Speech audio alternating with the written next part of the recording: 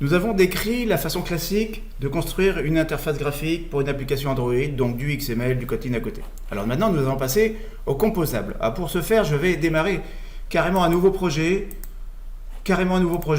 J'aurais pu aussi, bien entendu, mixer la notion de compose avec l'application actuelle. Mais comme je veux vraiment séparer les deux, je vais créer un nouveau projet. Mais encore une fois, on peut mélanger les deux, il n'y a pas de problème. Alors, je vais démarrer non plus maintenant sur une empty activity, comme j'avais fait la première fois, mais je vais démarrer sur une empty compose activity. Vous remarquerez, alors ça dépendra évidemment des versions d'Android Studio et donc du moment où vous regarderez cette vidéo, mais j'utiliserai ici empty compose activity et non pas empty compose activity material 3. Le material 3, c'est tout simplement la troisième version de Material Design de Google.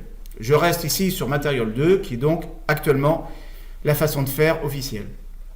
Empty compose activity, je double-clique, je vais donner un nom à mon projet, je vais appeler ça étape 2. Donc évidemment, il donne un nom de package, etc., etc. Finish, je démarre donc mon nouveau projet, que voici. Alors ce nouveau projet reprend évidemment les mêmes briques qu'un projet classique, simplement l'interface graphique n'est plus du tout construite de la même façon. L'interface graphique, elle est, comme on le voit ici, plus du tout décrite dans des ressources. Vous avez beau chercher ce répertoire layout qui traditionnellement contient les fichiers XML, eh bien il n'y en a plus dans Res. Eh bien donc, en fait, l'IHM est totalement décrite dans des fichiers Kotlin. En l'occurrence, je retrouve bien entendu mon main activity ici. Main activity qui hérite de component activity. Alors la particularité du component activity, c'est qu'elle va être équipée d'une fonction qui ne s'appelle plus setContentView, comme on avait dans les activités traditionnelles, mais de setContent. Et ici, ce setContent attend, eh bien, il attend une fonction. Je vais venir ici poser la souris sur le setContent. On voit que les paramètres du setContent, donc c'est une fonction de component activity par fonction d'extension, il attend donc un paramètre content qui est une fonction qui ne prend pas de paramètres, qui ne retourne rien et qui sera annoté @composable. Donc la fonction passée ici en paramètre, donc c'est une lambda expression, pas de surprise en Kotlin. Le résultat de cette fonction, apparemment ici, va être produit par étape 2 thème. Alors étape 2 thème, c'est une fonction qui elle-même, je mets la souris dessus, qui elle-même attend en paramètre une fonction qui n'a pas de paramètres et qui ne retourne rien, et annotée @composable. Cette fonction ici, elle-même est le résultat d'un appel à surface qui, je mets la souris dessus, va attendre en paramètre, content de point, @composable, pas de paramètres, retourne rien, etc. Donc, en fait, ce qu'on est en train de montrer ici, c'est qu'à partir de l'activité, eh bien, l'interface graphique est produite par des appels de fonctions.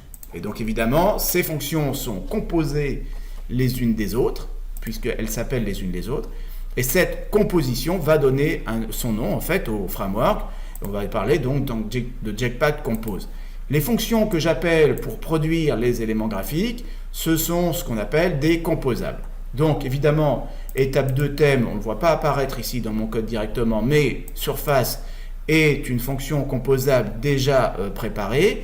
Par contre, la nouveauté dans ce fichier-là, bien que ce soit Android Studio qui l'ait généré, eh bien en fait la nouveauté, c'est évidemment cette fonction greeting dont vous avez l'écriture ici. Alors pour qu'une fonction soit considérée comme une composable, il faut que, elle peut prendre des paramètres, pas de problème. Par contre, il faut qu'elle produise les composants graphiques via des appels d'autres composables.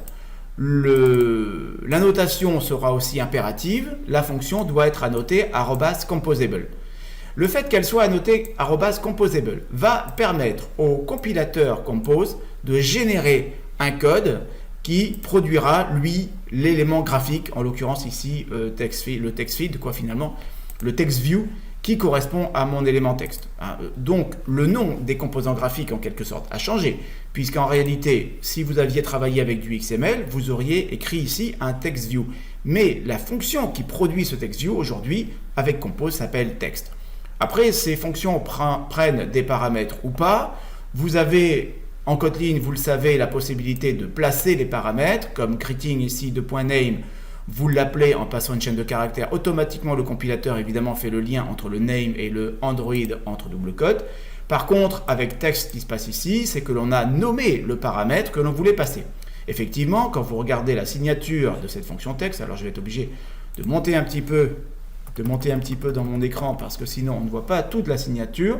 On voit que cette fonction texte est équipée d'un grand nombre de paramètres dont certains sont optionnels. Donc les paramètres optionnels, ce sont ceux qui vont accepter des nuls, en l'occurrence font style, font weight.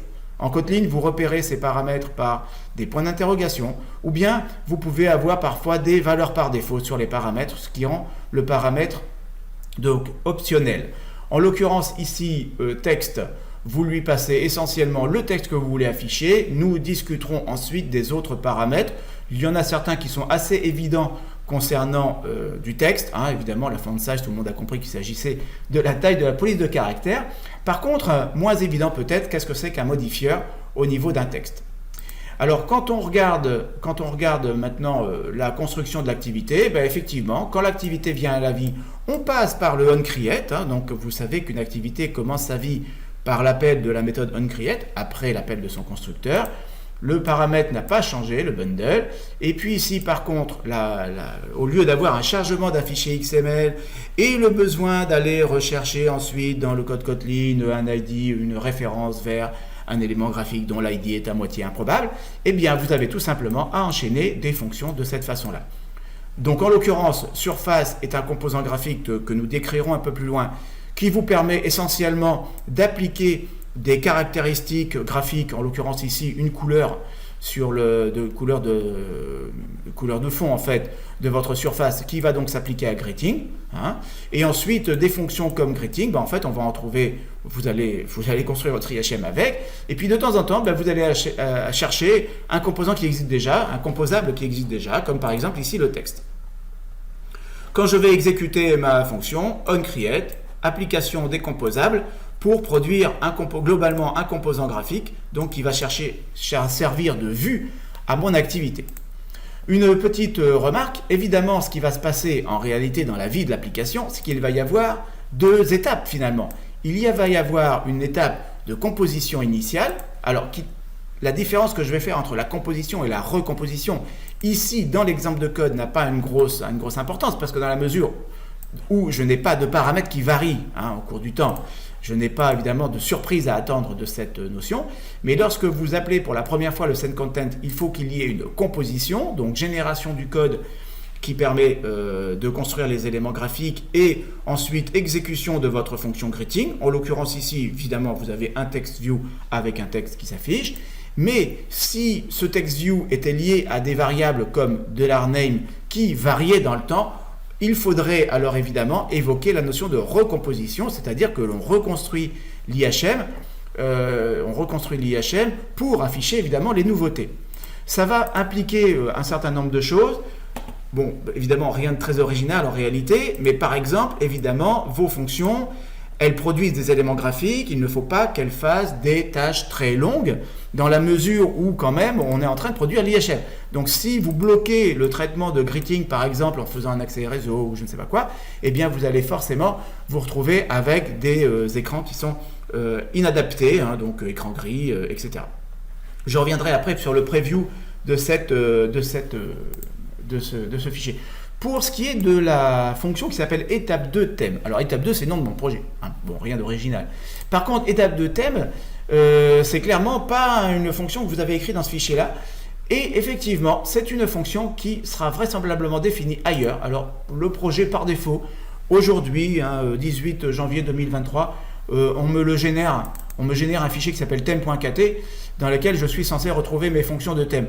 Mais effectivement, cette fonction étape de thème a été produite ici. Qu'est-ce qu'elle fait cette fonction? A priori, elle ne produit pas un élément graphique, mais comme on le voit, cette fonction qui est une composable prendra donc en paramètre bien sûr le content. Ici, je peux le déplacer légèrement pour voir ce paramètre mieux affiché. Et ce content ici, eh bien, il va subir ce que vous allez faire en amont, c'est-à-dire regarder si vous êtes sur le thème sombre ou le thème clair, et ensuite appeler le material theme. C'est une fonction prédéfinie qui permet de sélectionner des couleurs, une typographie, des shapes spécifiques.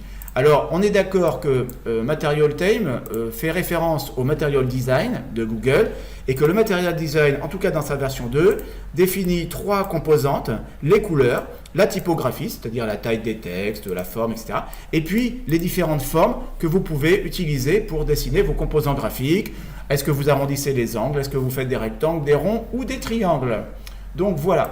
Donc, dans cette vidéo, nous avons montré le principe de Compose, Jetpack Compose, qui consiste donc à enchaîner des appels de fonctions qui seront forcément annotés composable. Le principe de base, c'est que le compilateur Compose va générer un code qui va produire les composants graphiques, et ces différents composants graphiques vont subir donc ce qu'on appelle une composition initiale, puis une recomposition, et c'est particulièrement important dans cette recomposition lorsque les données viennent à changer et qu'il faut réafficher les données qui viennent d'être modifiées.